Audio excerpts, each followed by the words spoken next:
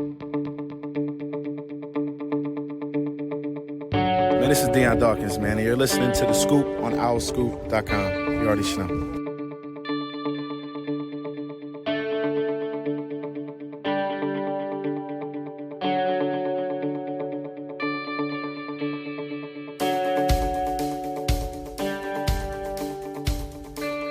Everybody, welcome back to The Scoop. This is Season 7, Episode 2, the Jalen Hurts episode.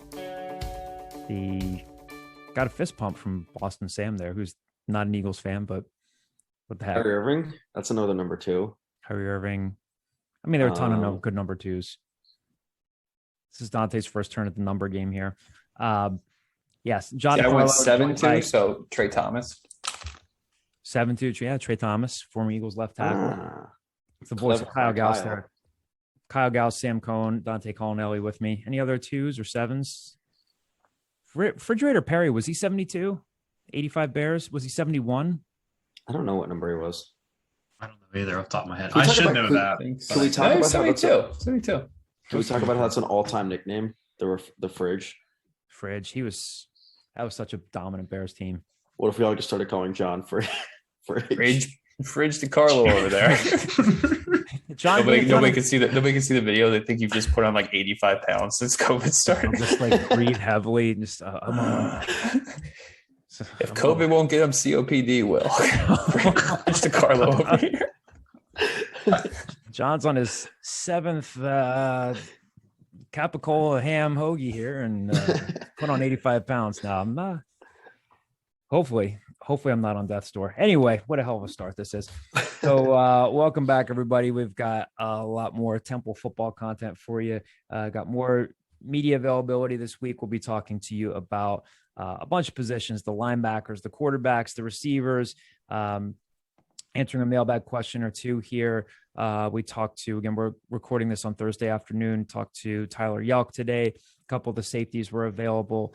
Earlier this week, we got to talk to like a lot of the linebackers, talk to D'wan Mathis and most of the quarterbacks. And then when it came time to talking about the receivers and the safeties, some of the guys that you don't always get to talk to, we'll get to that in a second. Guys, we'll talk first, I guess, about the linebackers. We talked about this position group, I think, a little bit last week and talked about how you've got a couple of standbys there in Will Kwenku and George Reed. George Reed played more last year, kind of out of necessity. A lot of guys played out of necessity last year, but he flashed and did some things. But I think we talked last week about the fact that there is a lot of young talent and depth, guys who might be, with the exception of Kobe Wilson, guys who are taller and longer, but more athletic that really might push for time. So, we talked to, Jordan McGee was available. George Reed was available.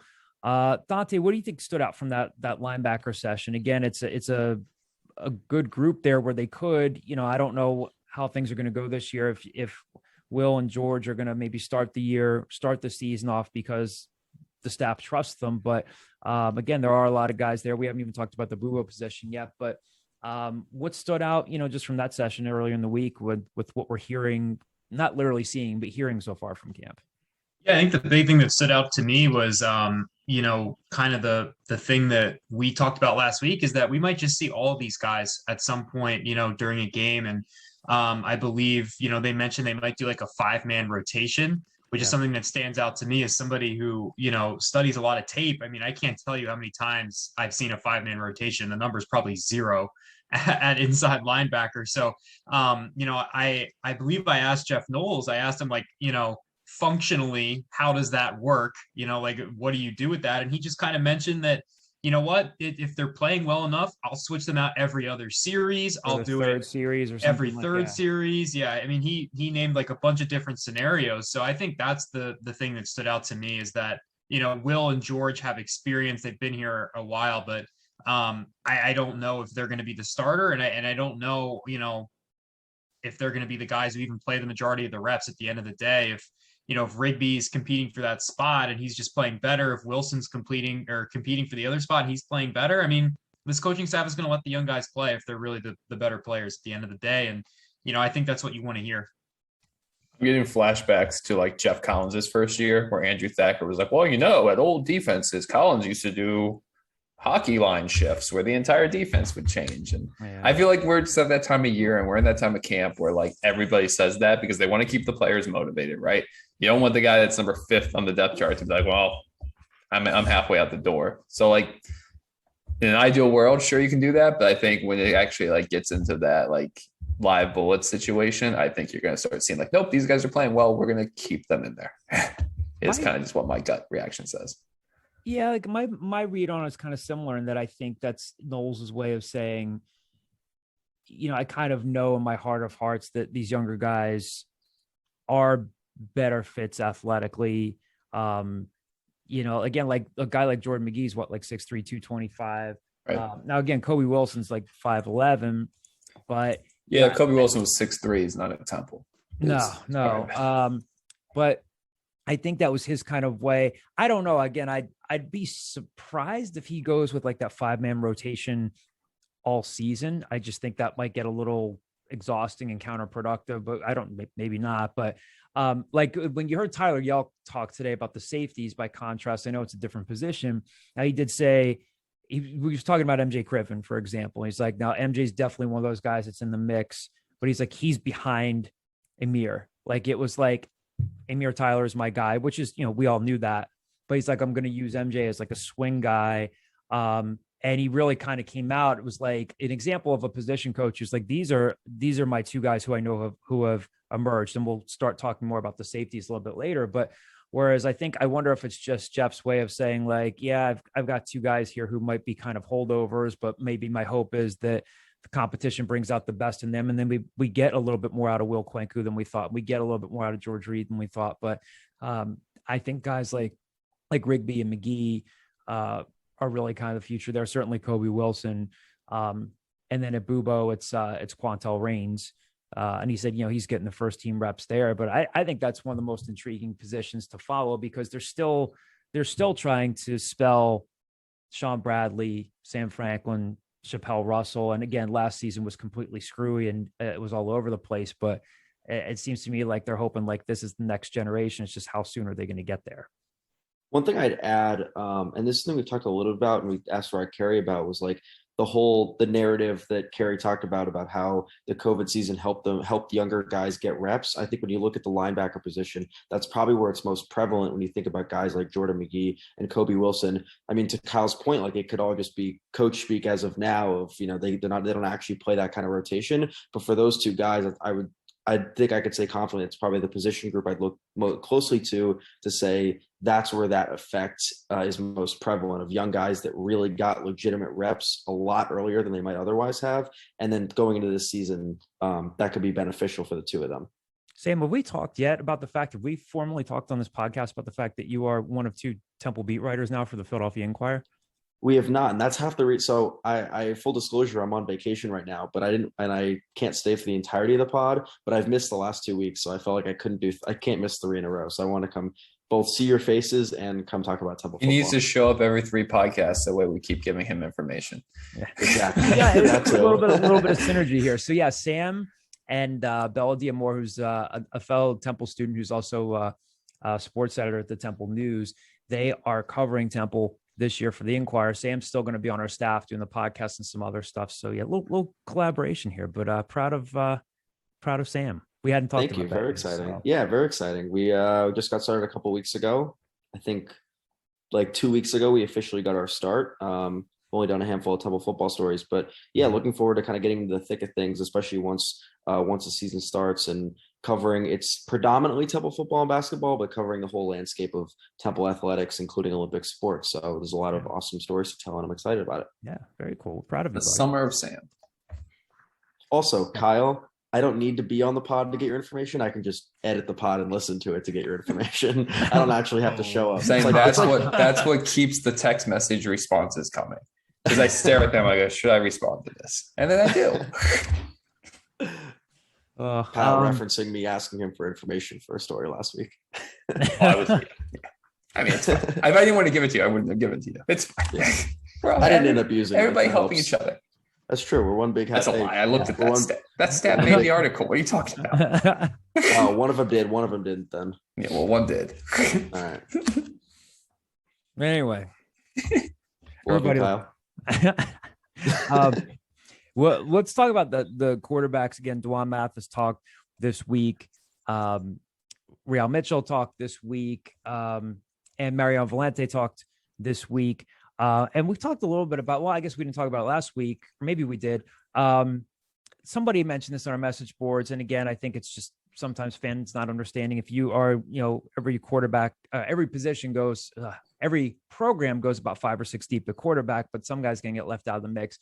Matt Duncan had his shot to start last year against ECU, was suspended, reinstated, but haven't heard a whole lot about him. But it sounds like Justin Lynch is impressing early on. Now he's not going to start, but they typically don't make freshmen available to the media, so he didn't talk. But some cool stuff and interesting stuff from D'wan Mathis this week. He hadn't talked since the spring. He talked a lot about what it was like to be recruited, what it was like to commit early on, have all this recruiting attention early on. At one point he said, hey, if any young people are listening to this, let this be some sort of lesson. Don't, do what's right for you. He also talked about how a lot of praise, criticism, and everything in between. He referred to it as rat poison, which was kind of interesting. Dante asked him about what the transition was like, and we'll play this clip in a second. The looks like the offense they had at Georgia versus what they're running at Temple, and if it was a challenge for him. And he said, it really hasn't been a challenge. He said, we did a little bit of everything, right? Didn't he say we ran some pro style stuff? We did a little bit of everything at Georgia, and it's kind of helping me, prepare to be a better quarterback here. But overall, he's got to go out and execute. Sounds like a pretty composed, mature, versatile, guy with a lot of different perspective on this stuff. I don't know what you guys took from that media session, but I thought he was pretty good. Yeah, I mean, I thought he was good too. He said everything that you want to hear the starting quarterback say at the end of the day. But yeah, I think we're going to play that clip that he talked about. And I thought, you watch Georgia, right? Georgia's known as this kind of like, we're going to pound the rock team. We're going to line up under center, right? They've got 1 million running backs in the NFL for a reason. But Mathis gave a really good answer. He mentioned Todd Monken playing under him. Monken was an offensive coordinator in the NFL for a long time, and he was the offensive coordinator at Georgia last year. So he kind of brought a lot of interesting spread concepts to Georgia last year, and that seems like it's helping Mathis right now. And he seems to be up to speed in the playbook. I mean, they named him the starter in the spring when they said they weren't going to. If he wasn't getting a good grasp of this offense, if he was really far behind, they wouldn't have done that. So I agree with John. He just seems so composed. He seems, very quick on his feet, and he's saying all the right things. We still have to see him play. I just think, I don't want to get too overhyped about him because there's so much unknown. Like, he really hasn't played football since high school. Really, at the end of the day, he played like maybe a combined 1 football game last year at Georgia, but he's saying all the right things right now. Mm-hmm. So we'll play this clip here again. This is D'wan Mathis answering Dante's question about, again, all the different concepts and stuff that he saw at Georgia and how it's prepared him for being at Temple. The transition wasn't difficult at all. At Georgia, we did a little bit of everything. We ran pro, we ran spread. When Monken got there, I was put into his system, his air raid pro style system. And then when Coley was there, I was in the pro style system. It actually didn't do anything but make me better, because now I can apply all those things to this system and put pieces together and put, like different details with this, different details with that, seeing 1 high, 2 high, knowing where to go with the ball if I get this coverage, and knowing different scenarios, knowing when to run the ball, knowing situational football. It all has grown me into a better player. So I say it was an easy transition. So one quick question I have for you guys about D'wan Mathis stepping into this role, and what we heard from quarterbacks coach Jake Landry this week is, were you guys surprised to hear Jake Landry say that the offense would be relatively similar, pretty much the same as it has in recent years, considering how different D'wan Mathis is of a quarterback than, let's say, Anthony Russo? I'm glad you brought that up. That stood out to me too, and I don't really know what to make of it. I don't know if that's kind of just him. I don't know if that's just coach speak and them just trying to keep things close to the vest. I mean, we'll find out in the first few weeks. Again, they might not roll out everything. They're not going to roll out everything against Rutgers, certainly. But I that kind of struck me as interesting too. And again, I think that my educated guess and nothing more is that he said that just to kind of play things close to the vest. I mean, maybe it's his way of saying, yeah, we still want to just use some of the same concepts. It's just that maybe we think D'Wan's going to execute them better. But that did stand out to me too. I think that's an interesting thing to take note of. Yeah, no, it's definitely noteworthy and it's quote worthy, I guess. But I kind of go back to, I was looking up to see who said this, but I don't know, about the thing of like pay less attention to what people say and more to what they do. Because what's the point in them being like, well, we're actually going to roll D'Wan out more and we're going to do this and blah, blah. But I think you've seen a couple of times when they peeled the veil back and they've shown some video during this camp that D'Wan's outside the pocket. D'Wan's keeping it in the red zone more. I mean, I still think it's for the most part, it's coach speak. In the end, a lot of these plays, I think we talked about this last week, was a lot of the times where I think you're going to see the difference between D'wan Mathis and Anthony Russo are going to be improvising plays. Mm-hmm. And you can call the same play. It doesn't mean it's going to have the same result and look the same way with two very different quarterbacks. That was really the biggest thing that he said in terms of like how D'wan Mathis has taken that jump and separated himself in the quarterback battle fighting for the starting position, is that he's just been able to extend plays. He's been able to use his explosive ability to just make plays with his feet and extend plays, which is really the biggest thing and the biggest difference for him. Yeah, I mean, I don't think he's all of a sudden going to be Russell Wilson, Jalen Hurts, where he's fighting for his life and doing all these things, but just being able to kind of, because they have a pretty good offensive line, right? Like he's going to have he's going to have time and he's going to be well protected. I just think that he adds that extra wrinkle, that extra spice that allows them to kind of be more effective, especially in the red zone. I mean, I always go back to kind of like when Anthony Russo was here, Rod Carey talked about like, he was still just like a half second slow on his decision making in the red zone, and he wasn't trusting his feet enough to know exactly when to keep it and things like that. And I don't think that's going to be an issue with D'Wan. Yeah, Dante, you talked about that last week, right? I mean, like that the fans shouldn't necessarily expect like, oh, they're going to be like 15 design runs for him a game. It's more so like, what can he do under pressure? What can he do outside of the pocket? And that's where you might see him make more of his impact. Yeah, I think when Landry was talking about that, you have to understand when you're talking to like offensive coaches about this stuff, when you ask like, is the offense going to be different? A lot of times their mind is going to go immediately to specific play calls and formations, right? Like Temple's still going to come out and be a spread team. They're still going to run incredibly similar passing concepts. In fact, I would wager they probably don't change much at all. And, they're still going to try and attack teams horizontally and vertically in the passing game. I think we're just going to see a player in Mathis who, like everyone here has said, can extend plays with his feet a little bit. The key for him is, Russo gets a lot of crap from Temple fans, but at the end of the day, he was a solid college quarterback. He can throw the football around the yard. He's getting NFL looks. So, the big thing for Mathis is Kyle's giving me the head nod. He's on the Senior Bowl watch list. He's getting NFL looks. Sure. So is anybody that a college submitted their names to. That's one thing Temple's bad as. Not to go on a side note. Whenever people talk about watch lists, and Senior Bowl is a little different because there's actually a committee for it. But when you talk about like the Nagurski Trophy and blah, blah, blah, it's literally the universities being like, I think this player should be on the watch list. And they want to put the graphic out there and they want to do this. And fans go crazy saying, look at this. Our third string linebacker is on the watch list for this. Temple is bad at that. Temple has not submitted the right stuff for this. Also, he might not be getting looks at the Big Ten media day, let alone the NFL. Like there's a good chance he does not start week 1. But yes, he absolutely does have the arm strength for the NFL. Yeah. I don't think he's going to end up the season as a starter.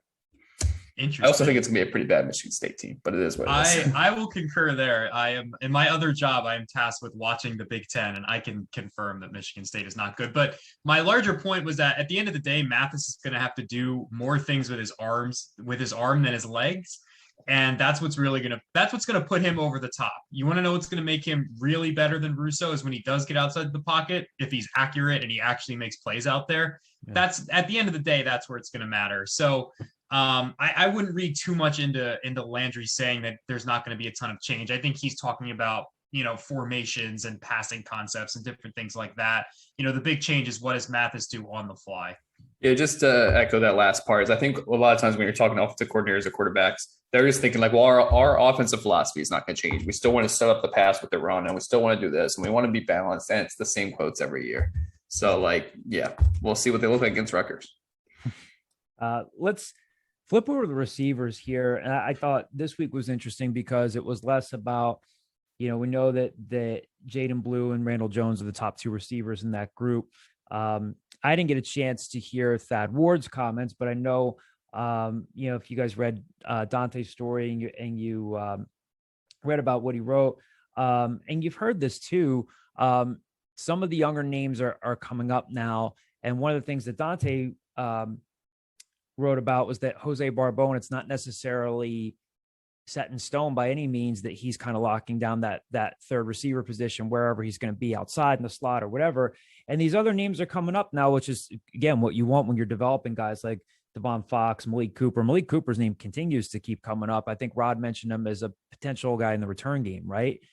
What'd you guys think of Dante? I'll start with you there. Again, I'm looking forward to actually just seeing some of practice, even if they scale back stuff and get the important stuff out of the way before they bring us in. Who knows what it's going to be like, but yeah, they have to build that depth there because Blue and Randall are going to be gone after this season. But those are the names that sound like they're coming up. Quezzy Evans here and there. There's always the chance Blue comes back, right? I think we're all in agreement he's not, like he's going to leave, but he could come back. Yeah. But what do you make of some of Thad talking about some of the younger receivers and even, other guys talking about some of the younger receivers?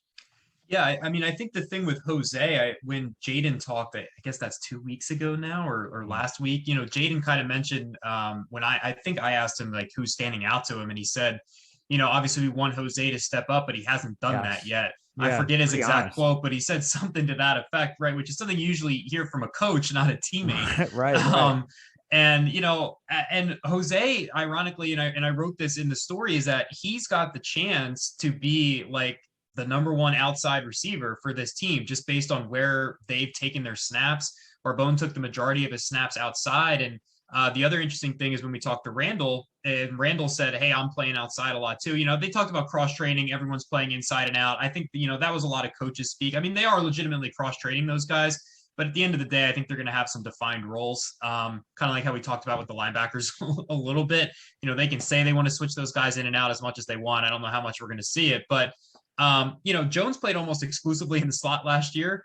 Jaden played almost exclusively in the slot last year. Like, someone's got to play outside. Like, someone's got to do it. You can't just have nobody out there. So Barbone's in a good shot to do that. But we haven't heard good things from Jaden right now about Jose, which is interesting. And then Fox seems like he's the opposite starting slot with Jaden. I think Jaden said that as well. He's a guy who keeps coming up. He's popped up in the practice blog a couple of times. Seems like he's working well with the 2s and the 3s when they're not doing 4 receiver sets. So those are 2 names that we've heard. And then Malik Cooper's the other one. Rod mentioned him in the return game. I think a couple of the quarterbacks talked about him. Where I think we're going to play that clip from Thad Ward talking about Malik and just kind of what he's been able to do this fall. It seems like he's having a really, really good camp. So muddled receiver room. I don't know what they're going to do because, like I said, someone's got to play outside. I don't know who it's going to be. And Jaden, he's a slot. I think Randall's a slot, that whether that's Quezzy or, whoever that ends up being, it's going to be interesting. I think that's one of the more interesting battles to watch the rest of fall camp is kind of who comes out day one and is that starting X receiver for Temple, because it might be an odd name. It really might not be the one that we're expecting. Ronnie Stevenson's name comes up every once in a while, but not enough. I mean, he'd be size-wise, he'd be great, but you hear his name a little bit, but not enough to where you think he's doing it day in and day out at this point. Yeah, I mean, I don't know if we want to talk about this now, if we want to talk about this after we play the clip. But my kind of takeaway is, I think Quezzy Evans has a chance to carve out a role. I mean, he's bigger, he's stockier, he's bulkier than like a Ronnie Stevenson. They list him at 210. My issues with Cooper, not an issue whatsoever, is I think you still have to factor in the roster management aspect of this. Like, yes, he might be turning heads, but do you really want to burn a red shirt on a kickoff return guy for somebody that might end up being a starting slot down the line? Like, well, you don't worry about burning a red shirt now, right? Nope, you absolutely do. That was last year. It didn't count. This year, 100% counts towards eligibility. Well, no, I know, but I'm saying you can still play him. Don't you still have the rule of like you can play him in 4 games and see what you have, right? But like, what if you play him 4 games and then he's still the best kick returner. And next thing you know, I mean, it is what it is. Like it can all come out in the wash. But like, yeah, I still think there's one of the ways I think they're going to have to juggle is how are they going to get all these guys on the field. I think you're going to see, wide receivers in the backfield at times. I think you're going to see multi-sets like that. Like, I think there's enough pieces for them to be creative. I agree. They definitely need to find somebody outside. Jordan agrees as well. Jordan's a big fan of Jordan Smith, who I haven't heard much of actually this fall. Now that I'm talking about, you heard about him a lot in the spring, about how the experiment of him kind of splitting time between tight end and wide receiver might be panning out, but I will be curious. Yeah. All right. Here's the clip of Thad Ward, Temple's receivers coach, talking a little bit more about Malik Cooper, again, the standout from St. Joe's Prep. Had a good big 33 game too, right? Yeah, the winning touchdown. Yeah, so again, Thad Ward talking about Malik Ward.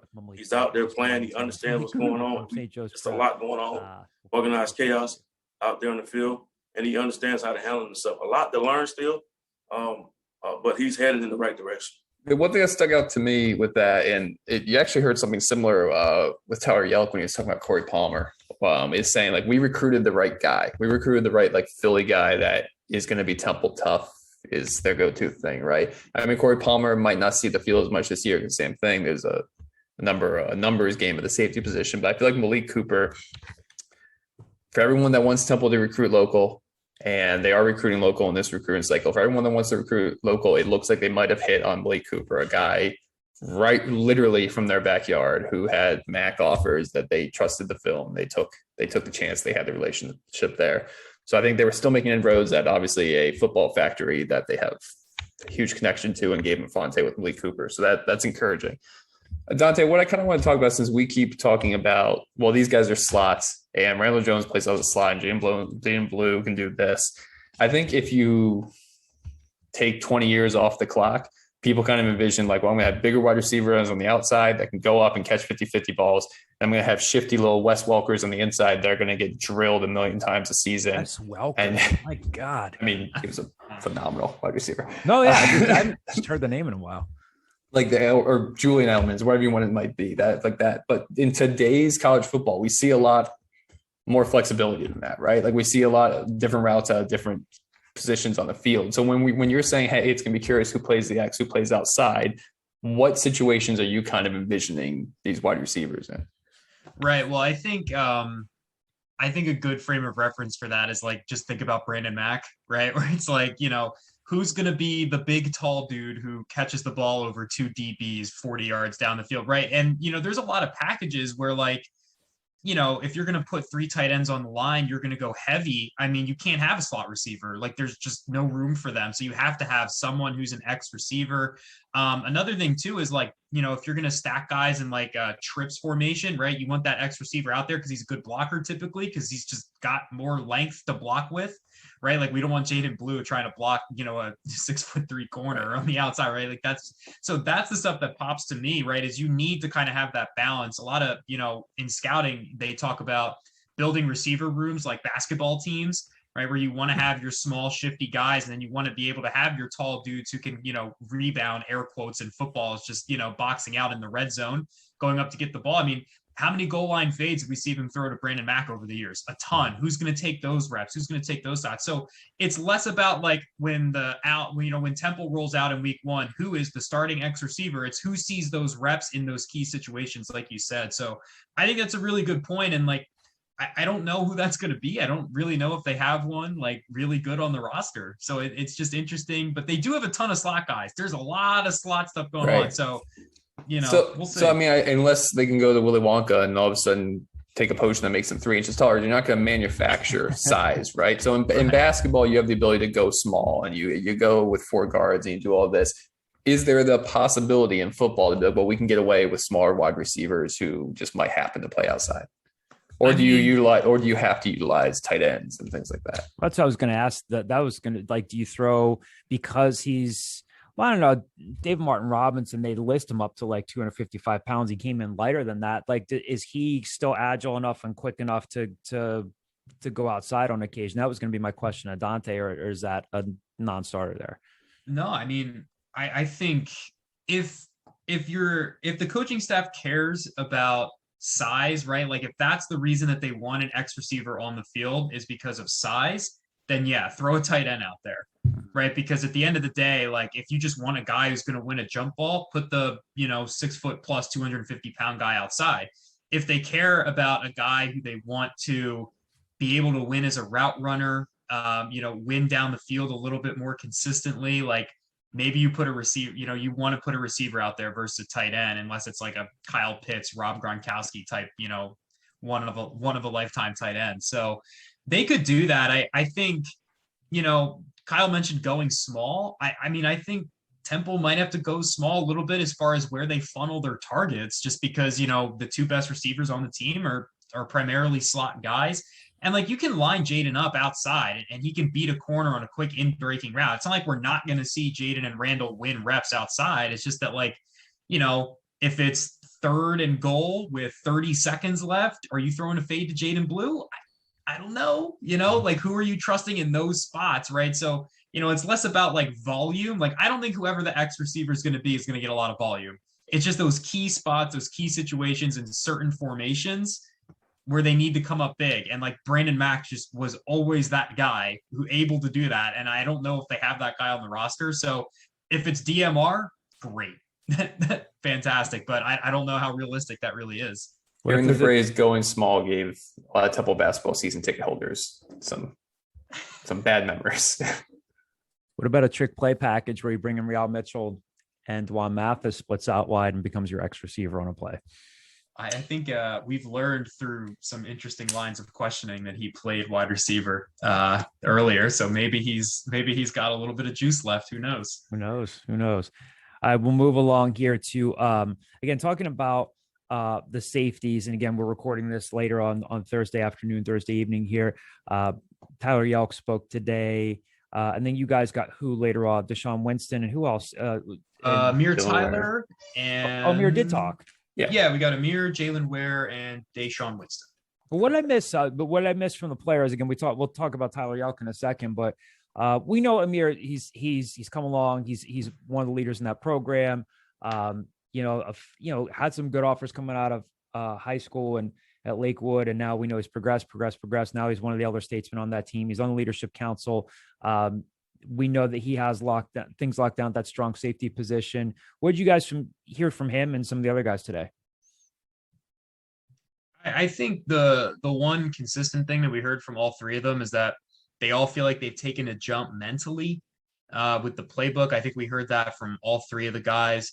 And, it's kind of funny. I asked Amir this, and he's been here for 6 years. I was like, what are you trying to get better at? Like, you've been here for 6 years. Like, I feel like this has got to be, deja vu for you. And he just kind of mentioned that, I'm working on my football IQ. I'm trying to see the game a little bit better. And he thinks he's making strides that way.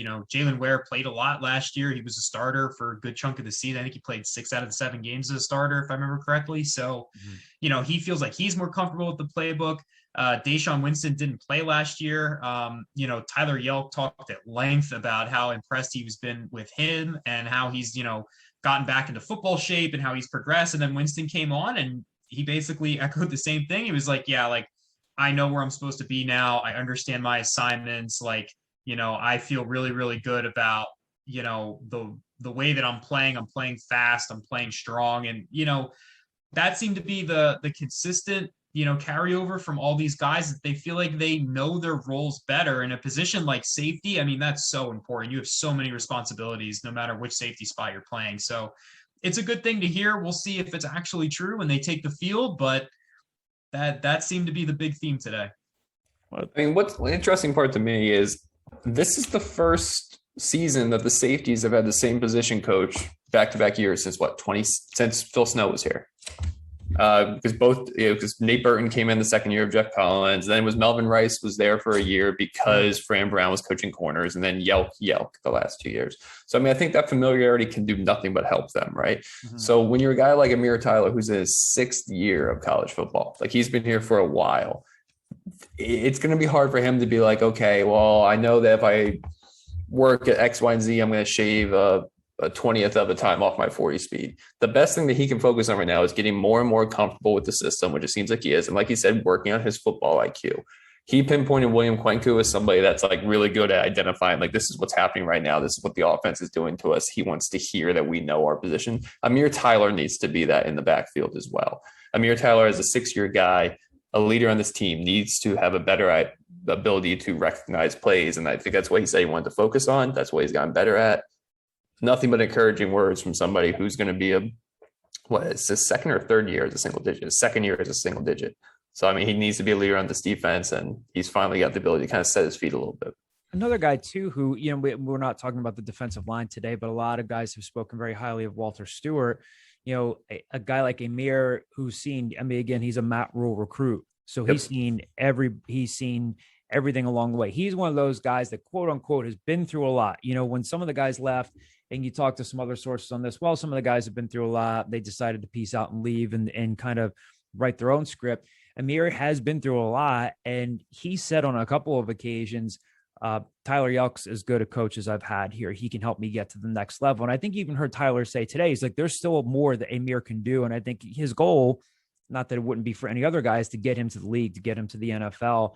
That was something that came out today. And again, the other obvious storyline that you guys mentioned is that, Deshawn Winston was an opt-out last year, but there are, camps maybe halfway over.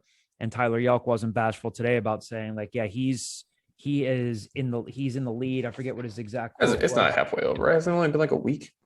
This is like week 2. They left last Wednesday, right? Yeah. Yeah, I think this is their 8th practice. Almost half. 3 weeks from today is the season opener. Yeah, almost a little. So, I mean, I think it's fair. We can categorize camp as like up until game week, right? Yeah.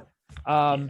But yeah, I mean, he's the, he's saying he's there at that other position. Kind of, again, things can change, but he really lapped Jalen Ware at that position. He's got good size. I mean, he's 6'3".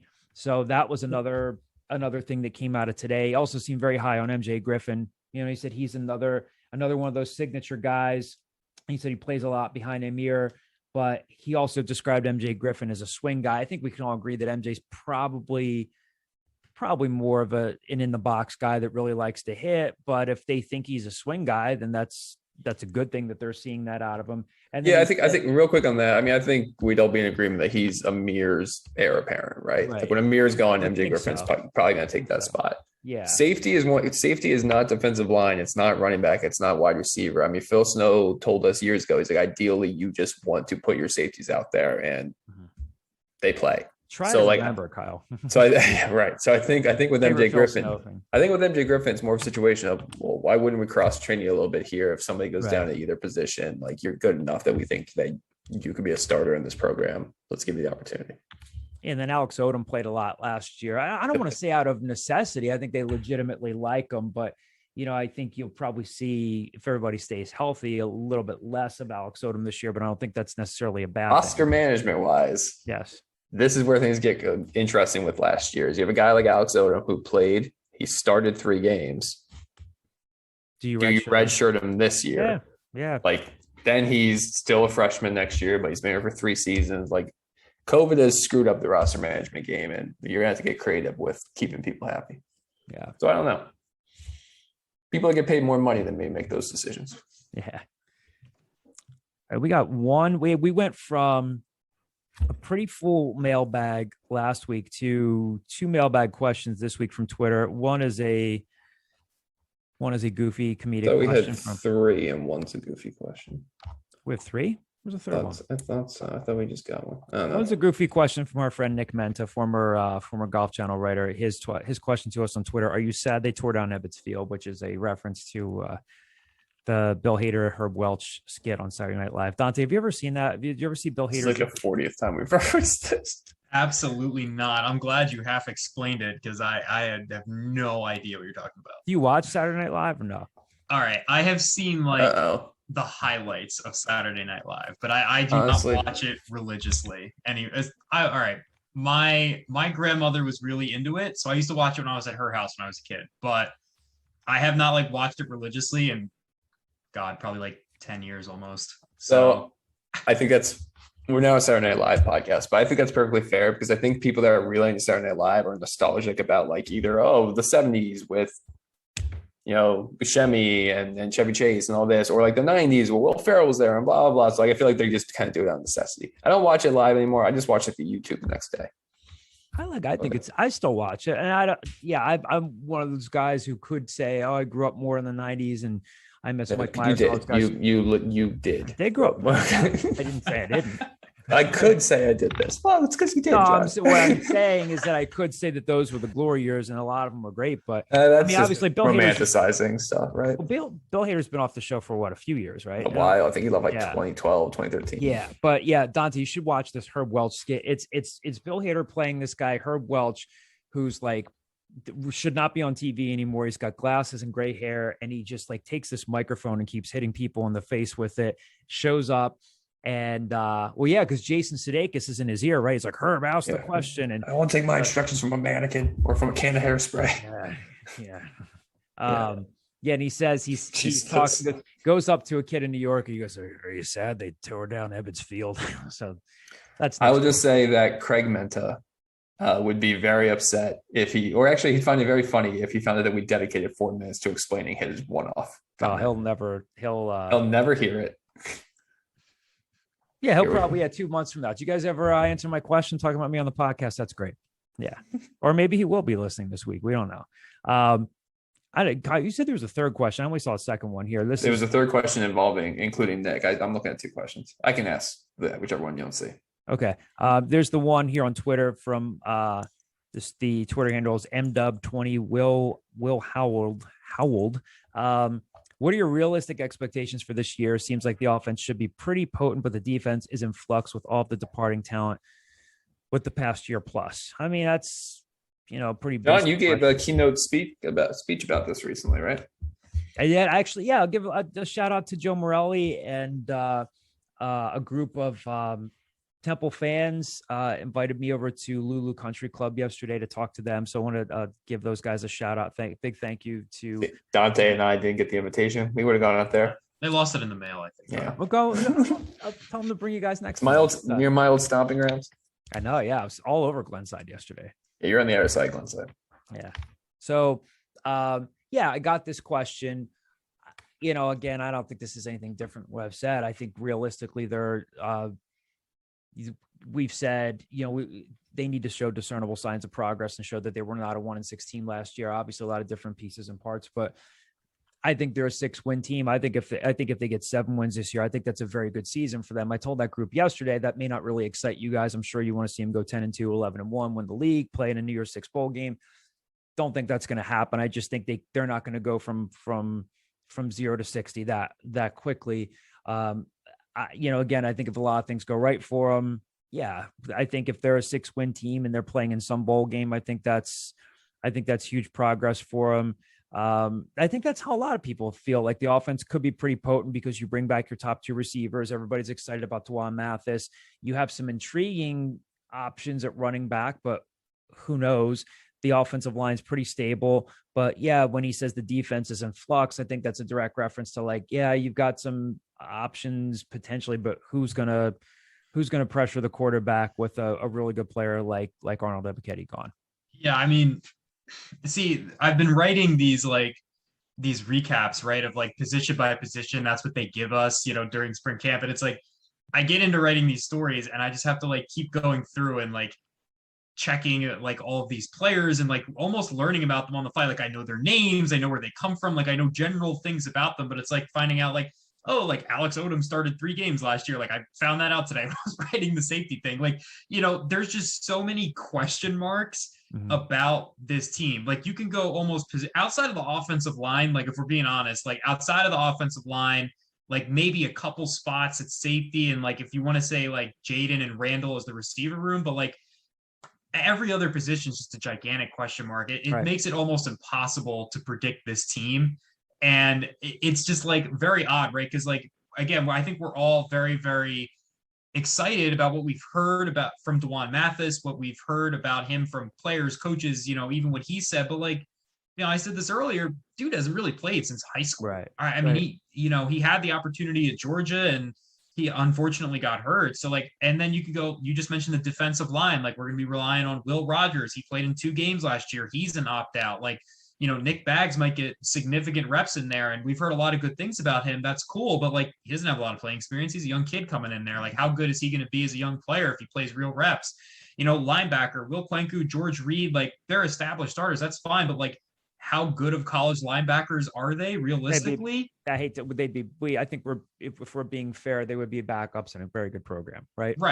Right. So like, and then at corner, right, we're bringing in Cameron Ruiz, whether he's a slot guy, an outside guy, but again, another unknown there. Keyshawn Paul, same thing. Like, I think I like that player, but I don't know. Haven't seen him in a year. Like, it's just very, very, very weird to predict this team. But I agree with you, John. I think this is like a 5, 6, 7 win team at the end of the day. Like, they've got enough to get that amount of wins, but I think, anything over that would be an overachievement. Dante's coming back like to his hometown after a summer camp. Like, I don't know. I think I like her still, but I haven't seen her in 3 months. Like, we could be completely different people. That's what it feels like covering this team from last year. It's like I think I like these guys, but man, it is a weird feeling, right? Because like you haven't seen like real meaningful normal football coming back from summer camp in 2 years. Like, it's been 2 years since you've seen like a lot of these players play. Oh, I heard it. I'm just moving on, keeping the ball. I would say, if you could tell me right now, like gun to your head, that like they're gonna have a league average defensive line, like they were able to kind of like piece together, like, yep, these defensive tackles are gonna work out. Yep, Manny Walker is ready for a next step. Yep, Will Rogers looks like what he did in 2019 at Washington State. Mm-hmm. Like, if you could tell me that, then I'd be a lot more optimistic. I just don't like. That's the biggest question mark to me. There's a reason it is, because everybody left and they're bringing in all these pieces. I think the secondary is going to be fine. I think they have pretty good safeties. I don't know if they'll be great. I think they'll be fine. I'm fairly confident about the offense. It's that defensive line. If you can get me an average defensive line, then I think they have a chance. John said that they're a 6-win team. I think if they get 6 wins, then that is a home run of a season for this team, because that puts you in the right direction. You're not losing. Well, I mean, you'll be losing probably the 2 best wide receivers you've had here since Robbie Anderson. But other than that, you're not losing like a massive overhaul. Like, there's a lot of question marks, but there's also a fair amount of like people that you can project into those question marks. So this is the most choose your own adventure shit show of a season that we've been covering in a while. Because we didn't feel this way last year, right? Pre-COVID, like, or even prior to cancellations. Jordan's really pissed off. Prior to cancellations.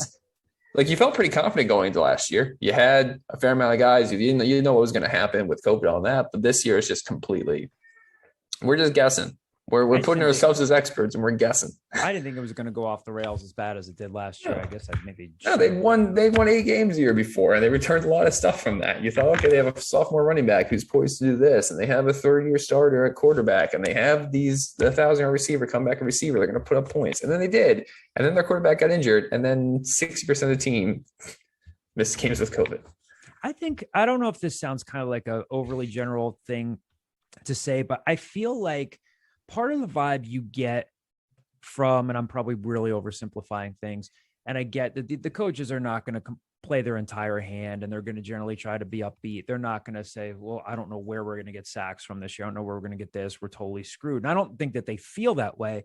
But part of the vibe I get is like all these coaches are really happy to be away from Philly, totally immersed in football after last year where they're waiting on the city of Philadelphia. What can we do? What can we not do? Guys are lifting in shifts. They couldn't even see each other. Some of these at this point last year, these guys, I think some of them said they see each other in passing. Hey, I can't be in the same place at the same time with you. So I'm going to lift here in the tent. I'm going to pass by. You can't really even just shake your hand, give you a hug as much as anything. And I'm going to go off to my residence hall in my dorm room. But they seem to be excited about being up there.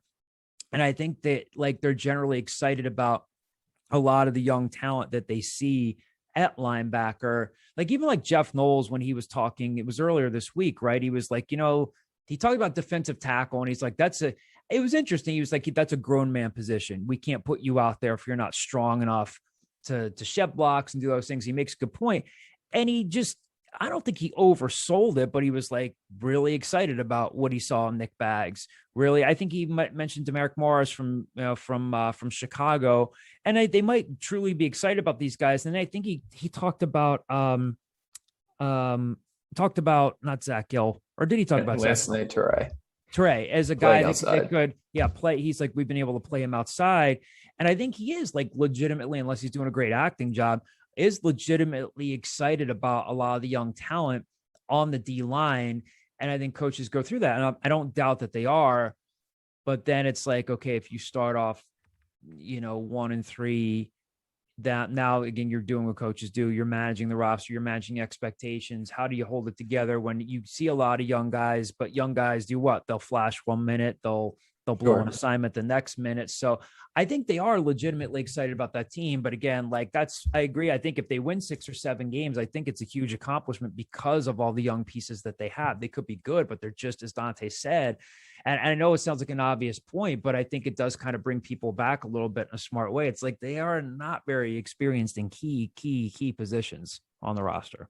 You mentioned if they start 1-3. Well, if they start 1-3, that means they lost to Akron or Wagner. Right. So that would be a red alert. But I think we can kind of segue this into the next question. But I don't think the schedule helps them at all. Like they're getting Memphis and Cincinnati and USF and UCF right off the bat before we get into the soft underbelly of the conference. Next question, or last question from Off the Hook 3 on Twitter is, aside from Mathis, what needs to happen for the Temple to go 6-6? Akron, Wagner, USF, Navy, winnable. I know Temple fans circle ECU as winnable, but ECU returns a lot of production. Expectations are that they are better this season. I think that ECU is 1 year ahead of Temple in rebuilding. Okay. I think we talked about it. My answer would be the defensive line really needs to have some people emerge. I think you need to see Manny Walker and Will Rogers hit that same level of production. And I think you need 2, 3, 4 guys to emerge on the inside. Dante? I think my answer would probably be corner. You cannot have bad corners in this league and win football games, man. They just, the league throws the ball too much. Mm-hmm. This isn't the Big Ten where you got it's 3:00 on a Saturday. Michigan State's beating Illinois 9-7. That's just not this conference. So Dante threw the time in there. It's 3:00 on a Saturday. Is that Eastern Standard Time? Are they in Illinois? Is it actually 2 p.m.? I guess it'd be 2 p.m. for them. It's 3 p.m. for me, but I don't know. That was a very vivid memory for me last year. It was sitting on my couch, trying to sit through that Big Ten game. But yeah, I think it's corner, man. You can't have bad corners and compete in this league, at least at the top, because Ritter, Gabriel, SMU's got some young kid who looks pretty good. They got an Oklahoma transfer. Mordecai's the Oklahoma transfer, and then they got either a 4 or a 5-star freshman who looks Stone something. Yes, look at me dropping some SMU knowledge. Look at that. Stone something. But yeah, you can't have bad corners and win in this league, man. These quarterbacks are too good right now. So I think that would be the big one for me. But D-line's a good one too, because man, so many new names there. Well, I agree with you at corner because even if Cam Ruiz is as good as you think he can be, and Keyshawn Paul is as good as you think he can be, Freddie Johnson's a 6-year guy, right? And it was fast as hell coming out of high school, and we've heard that Miami was trying to flip him late on signing day, and but he's no longer really new to the position. I think we're done writing converted wide receiver Freddie Johnson. Yeah, he's a cornerback. He's a corner, and you don't need him to be an NFL draft pick. You just need him to be. It'd be great if he was for them, of course, but he's been inconsistent. And then it's after that, what else do you have there? Does there are a bunch of guys in the mix, but does a really young and fast guy that you're looking to develop, like a Deion Hawkins, flash this year, and you say, oh, okay, great. He comes forward. But I agree. It's not just, again, as a reminder, like Dante said, everybody spreads everybody out in this league. They throw a ton. You can't just say, well, if Keyshawn Paul's good and Ruiz is good, they should be set. No, you got to have 3 or 4 guys that are good, competent, and again, last year was such a crap show with what they went through, but you saw when there was a lack of depth and the teams were just plunk. It got out of hand in a hurry. They're in the game middle of the second quarter, and then boom, before halftime, it's things are starting to unravel, and the third quarter gets worse, and they can't have more of that this season. And well, I don't want to tempt fate, blame it on COVID if things are hopefully more normal.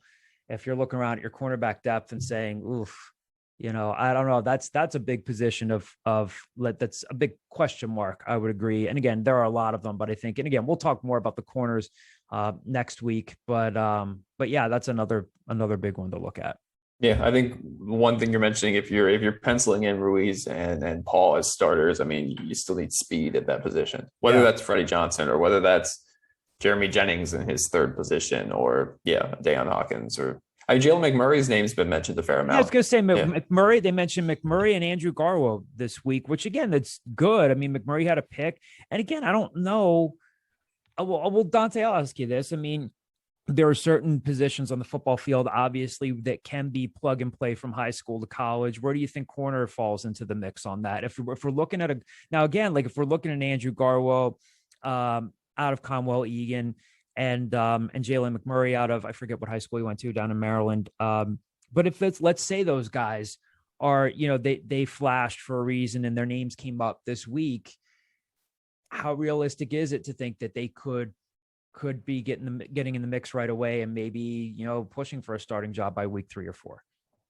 I mean, I'll preface this with saying, like, I have not seen these guys play, right? So, like, I have no idea. Like, really, none of us have at this point. So, I don't know where they're at. Maybe they're just like outliers and they're very, very good freshmen.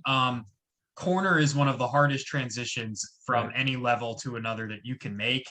It's just, I mean, the jump in athleticism at corner, like when you're facing off against high school versus college wide receivers, I mean, that jump in athleticism is nuts. It is just like, it is going to take time for guys to get used to that. And the problem with corner is that you can be good 98% of the time, but if you're bad 2% of the time, and that 2% of the time are 2 60-yard bombs over your head, you just came up like 14 points. So that's the problem with putting young corners on the field, is that, it's great that they're great, that they're great most of the time, but you can't be great most of the time and be a good corner. You have to be great all the time, especially in a league that, UCF's going to throw the ball 55 times a game. Like you're going to get thrown at. This is not a league where you can hide corners.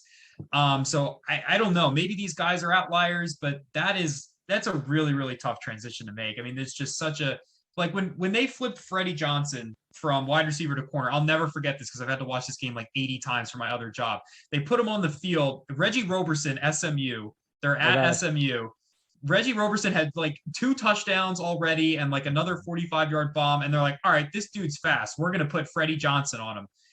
It doesn't matter if you're fast, if you let Reggie Roberson eat up that cushion and run right by you and then start turning around. And I'm not trying to like eviscerate Freddie Johnson. It was not his fault. He shouldn't have been on the football field. But like that's the transition at corner, man. It's hard. It is really hard. Even if you're fast, even if you're athletic. Well, if you're thinking of that's the same game I thought of. If you're talking 2 seasons ago, right? And Harrison Hand didn't. I mean, well, nobody had a good game, but Harrison Hand really had a bad game that week too. And then he had the thumb injury, and he was never really the same after that. Now, granted, he was still drafted because people saw. Are you talking about the game down in Dallas 2 years ago? Yes. Or are you thinking, okay, yes, if it's 2 years ago, I mean, everybody struggled. Now last year they did too. Kept it close in the first half last year, right? And that was where we're tracking. I think Granson had a couple big plays in the second half. I think they blew it open. But 2 years ago, really rough game down in Dallas. And he struggled. Harrison Hand struggled again. Harrison Hand still had enough on film and enough that he could show where he got drafted. But that was a rough game. And again, in this league, between them, they're going to see a lot of really good receivers. So it'll be another interesting position. Counterpoint. Yes, I feel like it's the hardest position to project to the next level. Is this a good high school corner going to be a good college corner? Is this good college corner going to be a good NFL corner? That or, quarterback. It's also a position that you can use freshmen in. Like it does happen. It's happened at Temple with Sean Chandler. Linwood Crump played as a freshman, just like a very average corner. He plays a freshman.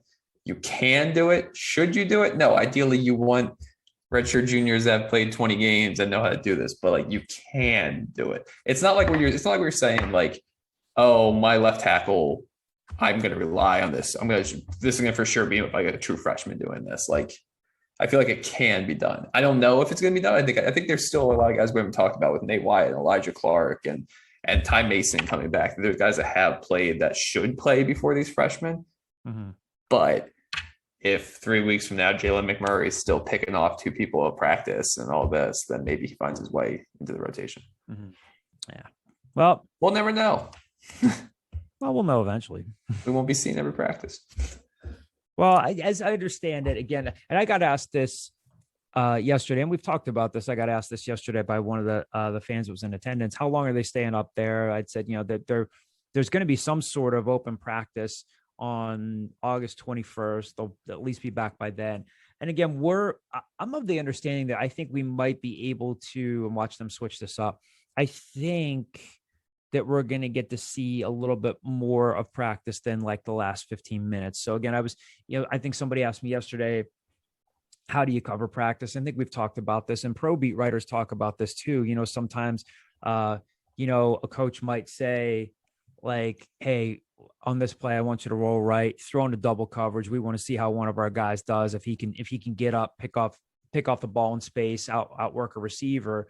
And then, we could be watching and being like, wow, D'wan made a really bad read there, but maybe that's exactly where he was supposed to go with the ball. So we talk about what we can see, what we can't see, what you try to take from things. And sometimes it's like, you'll hear the coaches say, okay, ones versus ones. And you get out there and you're scribbling down in your notebook. Okay, this is who went out there when they said that in the starting offensive line. So hopefully we'll be able to see a little bit more practice, and we can tell you who was out there, beyond like what you might see, what you might hear the coaches talk about, or what you might see on like the practice blog they put out there. But yeah, I mean, it really is. I think this, your head's always on a swivel covering preseason camp because there's so much to watch. But this year, there's just so many new faces and so many question marks. Again, I know we've set it up like seemingly a million times now. If they win 6 or 7 games this year, I really think that that the whole staff is doing a hell of a job. And I know that probably sounds very bland and vanilla to fans who want to see them win 9 or 10 games, but I just, given what they've lost and what they could be plugging in, it just means a lot will have gone right if they get to that point. I'll just say this: I've checked the roster for numbers a lot more. Like, who is that number? Yeah. Oh, that's so and so. Okay, Mm-hmm. Which is not usually the case. Yeah, well, it's another. Speaking of numbers, I wonder. We haven't really talked a ton about it, and I don't know. Maybe it'll be more of a topic of conversation Single digits when they get home. The single digits, and again, like Rod will remind you, like, hey, past coaches don't have to fill them, but you got, Randall Jones is at 0, Amir Tyler's at 3, Will Quinku's at 4, Jaden Blue's at 5, and that's it. So they've got some other single digits that are open. You think there are guys out there, like, off the top of your head? I don't know if you guys have time for this. Off the top of your head, give me a couple guys that you think are shoe-in single-digit guys before the beginning of the season. Shoe-in's tough. If they had 15 shoe-in single-digit guys, we wouldn't be talking about all the question marks. Yeah, good point. I don't know if this is a bold one, but just hearing the way that people talk about him, I wouldn't be surprised if Mathis gets it. It wouldn't surprise me. Like, I don't know if that's like a hot take or not, but I wouldn't be surprised. Seems like everybody's I really think that's the guy. That's the guy I would think of too. It's one of the guys I would think of. Yeah. The first quarterback since PJ Walker to get one. No, I'm sorry. Frank Newtow got one. I'm sorry. Frankie Newtow got one. I had to. Off the top of my head, I could see DMR being in that conversation. He's a guy that's been in the program for a while, is probably, bearing a shocking thing, going to be their primary tight end. I could see that. I think Kobe Wilson. There's so many people that are there. I think there's so many people that are like still so young that, like, Kobe Wilson, I will bet you at some point will be a single digit. I'm not sure if it's this year. Yeah. No, those are all the guys I would think of, but I think that'll be. Does George Reed work his way in? I don't know. He's a guy that survived a lot of regimes. He's been around. I don't know. It'll be interesting. It wouldn't also surprise me if they just leave a couple empty. Yeah. But we're getting to the point where I bet you they'll trickle 1 or 2 out this weekend or next weekend, and then they'll be like, well, there's still 3 left, and then the games will continue. Yeah. Well, thanks for hanging with us for another week. We'll have more coverage for you next week, and keep the mailbag questions coming. Big thanks to Dante, Kyle, and Sam for joining me this week. We'll talk to you guys soon.